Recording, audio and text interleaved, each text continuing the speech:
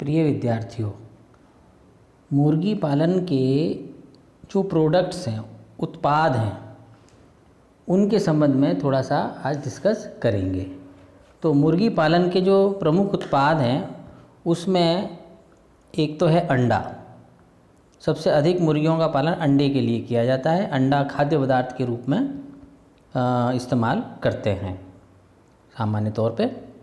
और दूसरा जो इसका प्रोडक्ट है वो है इसका मुर्गी का मांस, उसका मीट।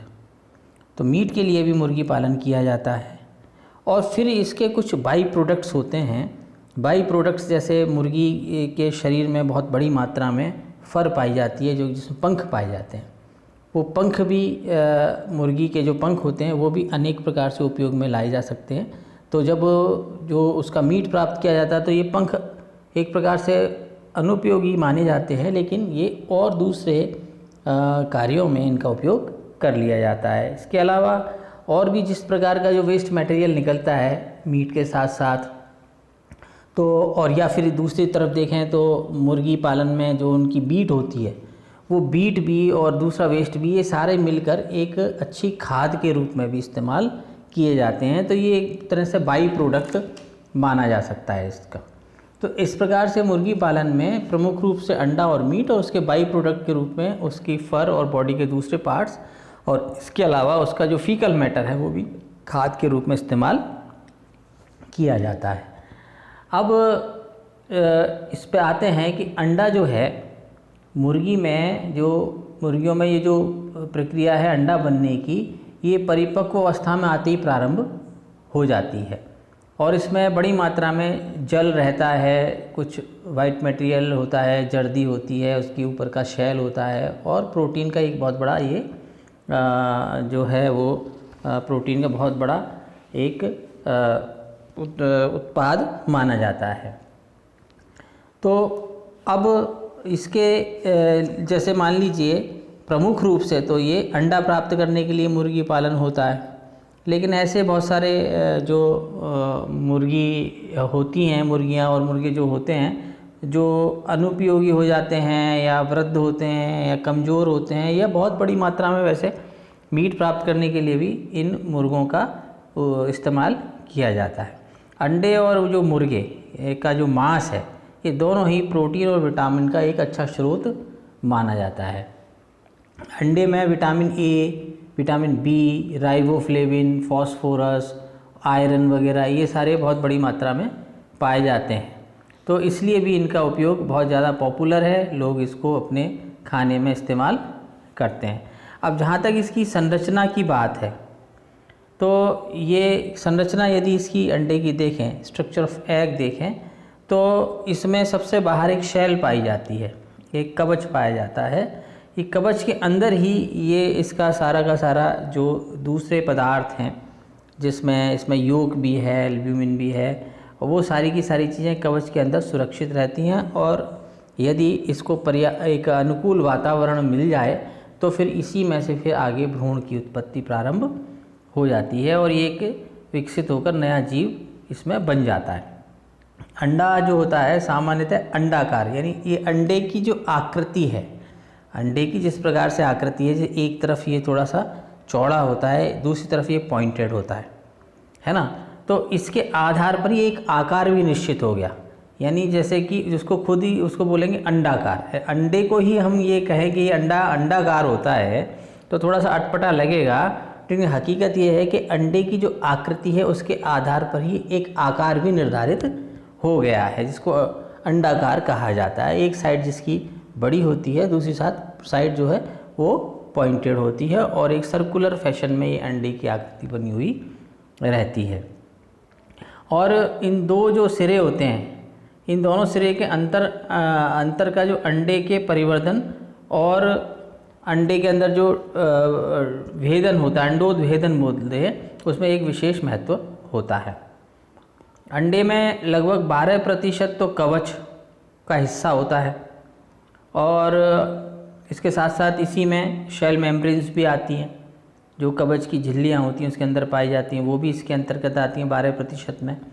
56% जो हिस्सा होता है अंडे में वो एल्ब्यूमिन कहलाता है। एल्ब्यूमिन होता है एक प्रकार का तरल पदार्थ, और उसमें उसी में एक चैलेजा नाम की एक संरचना भी होती है, जो मैं आपको एक स्लाइड दिखा रहा हूँ।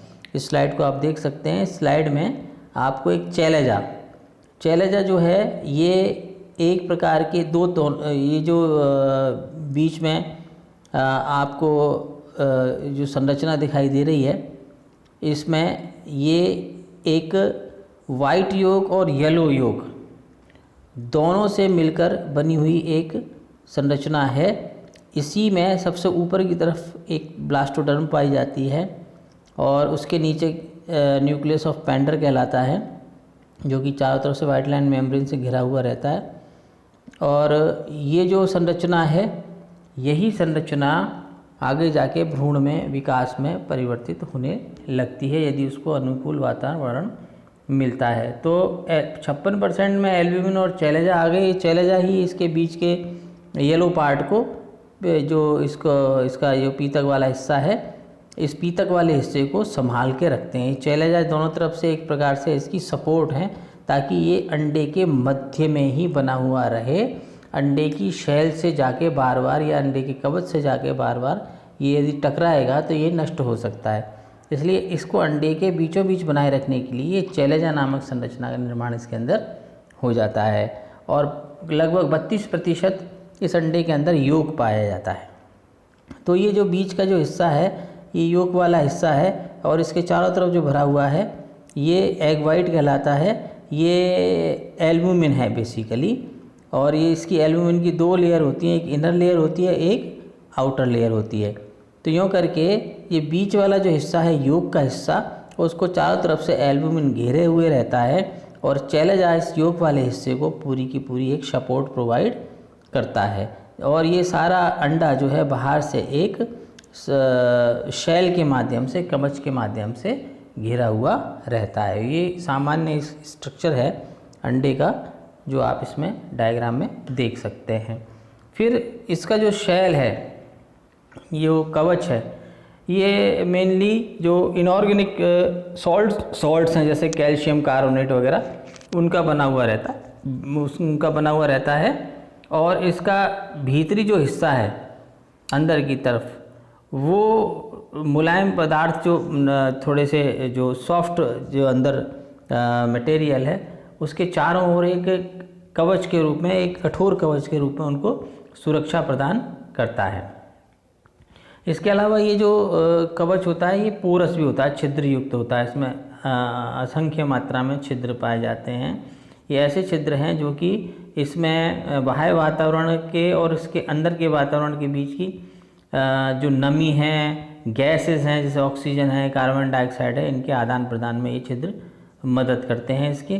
तो ये जो कवच है, ये पूरी तरीके से वैसा नहीं होता जिसमें कोई छिद्र या पोरस संरचना होती है ये, जिसके माध्यम से बाह्य वातावरण से गैसों का एक्सचेंज इसके द्वारा किया जा सकता है। कवच की 2 मुख्य सतह होती हैं। एक बाहरी सतह होती है, वो थोड़ी सी पतली होती है, अपेक्षाकृत ठोस होती है। और भीतरी जो सतह होती है, वो दूसरे सूक्ष्म पदार्थ होते हैं, उनके प्रवेश को रोकती है। एक तरीके से मेम्ब्रेन होती है वो, परमिएबल मेम्ब्रेन, लेकिन उसके अंदर किसी भी प्रकार का कोई जीवाणु, बैक्टीरिया आदि प्रवेश नहीं कर सकता। गैसों का एक्सचेंज उसके अंदर हो सकता है। कवच की जो भीतरी परत होती है वो दानेदार होती है, और ये कवच की मजबूती और कठोरता को बनाए रखने के साथ साथ बढ़ते हुए भ्रूण के लिए कैल्शियम का एक सोर्स के रूप में भी काम करती है। तो ये इस तरह से, ये जो एक तरह से कवच है, शैल है, ये बहुत महत्वपूर्ण एक रचना है अंडे की।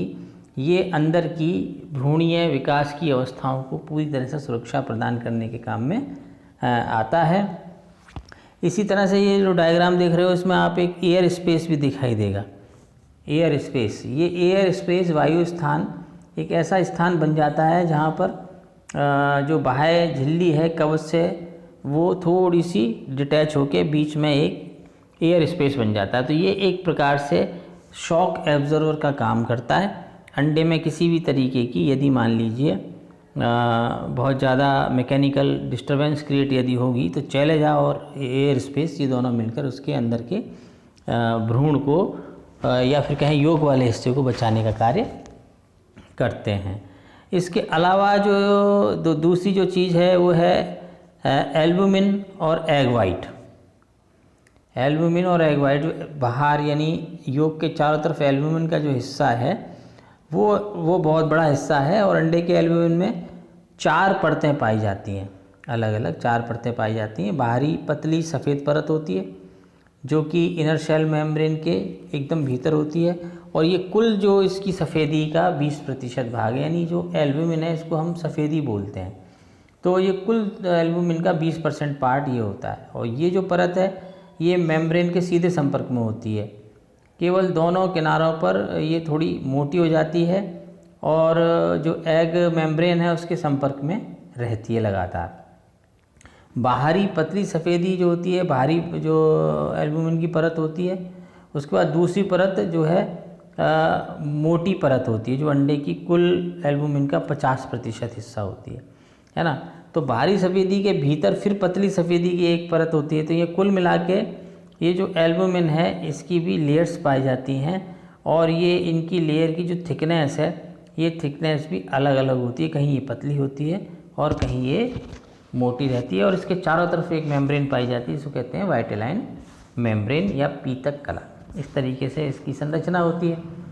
फिर मैंने जैसे आपको बताया कि ये चैलेजा जो होता है, चैलेजा ये एक भारी एक मोटी सफ़ेदी का एक कुंडलित भाग है, कॉइल्ड स्ट्रक्चर है जो विपरीत दिशाओं में कुंडलित रहते हैं।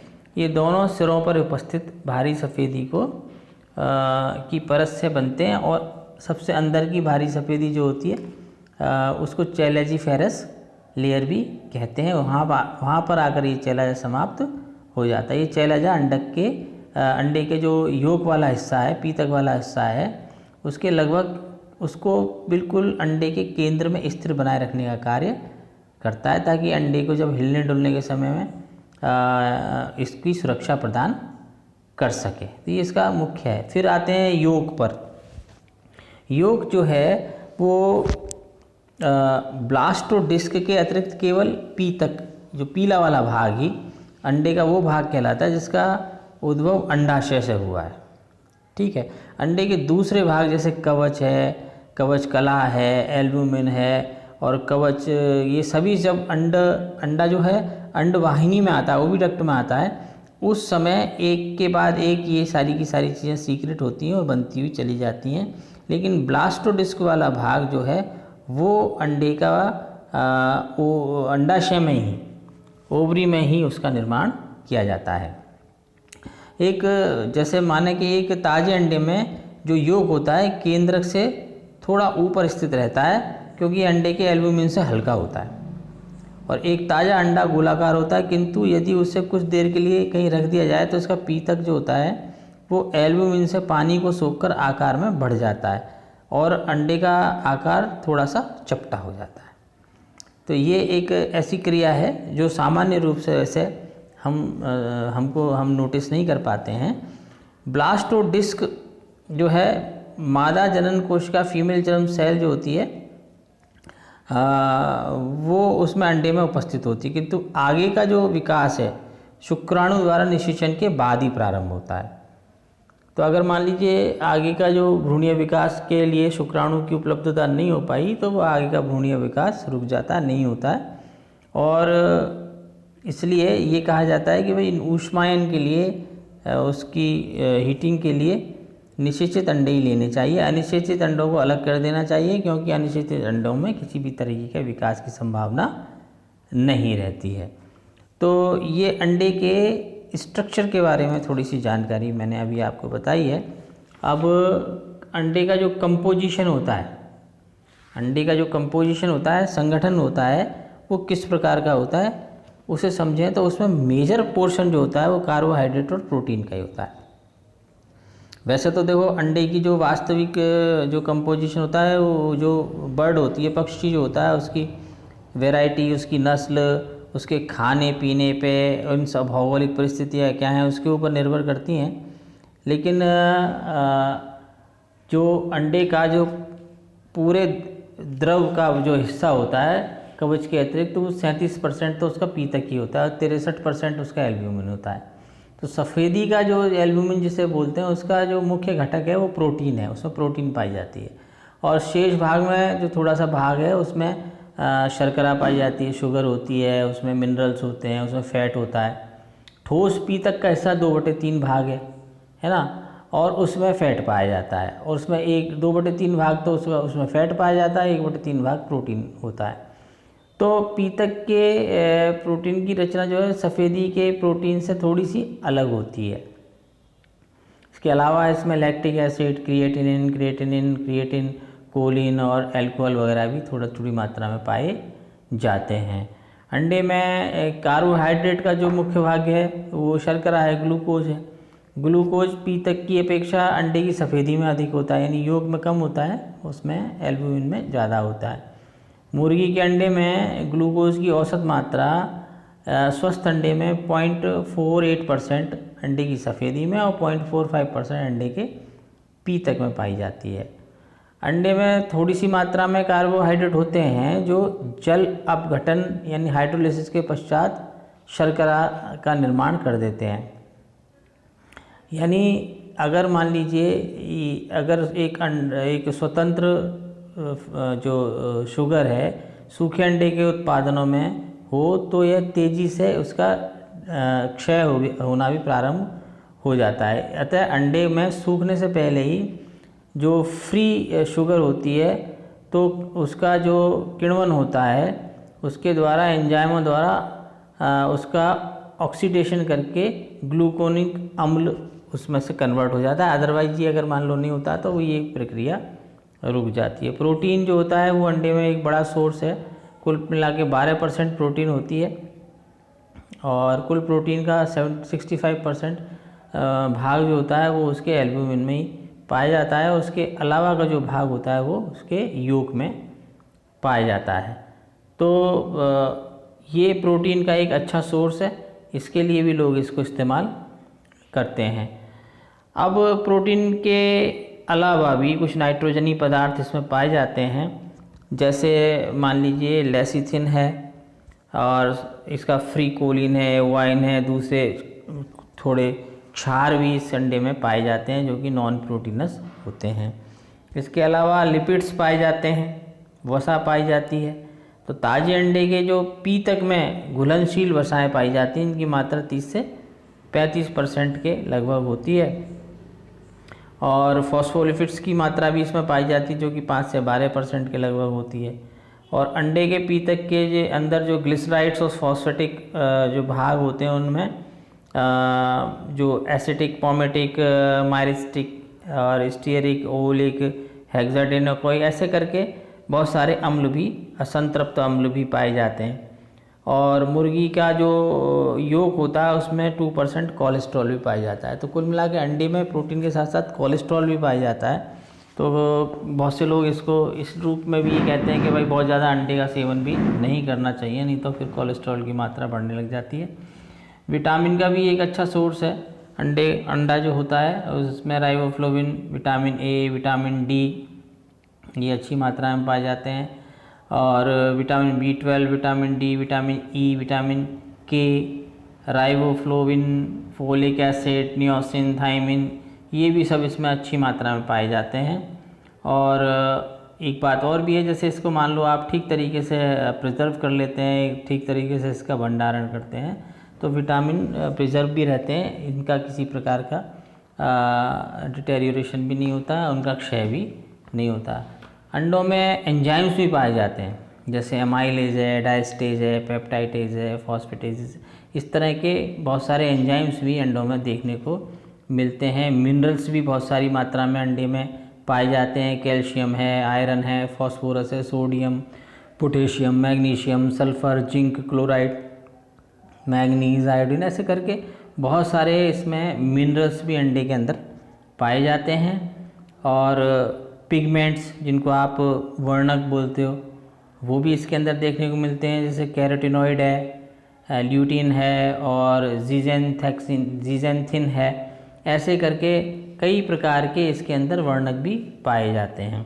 तो ये जो अंडा होता है ये एक अच्छा सोर्स होता है विटामिन्स का, प्रोटीन्स का और भी दूसरी तरह के आवश्यक और लाभदायक पदार्थों का। इसलिए इसका इस्तेमाल पूरी दुनिया में बहुत बड़ी मात्रा में किया जाता है। बस यही है कि इसको हाइजीनिक कंडीशंस में पोल्ट्री कीपिंग के माध्यम से प्राप्त यदि किया जाता है तभी ये लाभदायक है। अदरवाइज़ बहुत बार इनमें अनेक प्रकार की बीमारियां भी उत्पन्न हो जाती हैं और पूरे विश्व में कई बार बहुत बड़ी बड़ी महामारी के रूप में भी ये बीमारियां सामने आई हैं जो अंडों के माध्यम से लोगों के अंदर गईं और फिर उनको वहाँ उन्होंने बहुत नुकसान पहुँचाया है। इसलिए ये अंडे के बारे में जानकारी जितनी भी आवश्यक थी वो मैंने आपको दी है। अब आगे इसके मीट के विषय में कि मीट की क्या उपयोगिता है वो आपको अगले लेक्चर में बताएंगे। Thank you.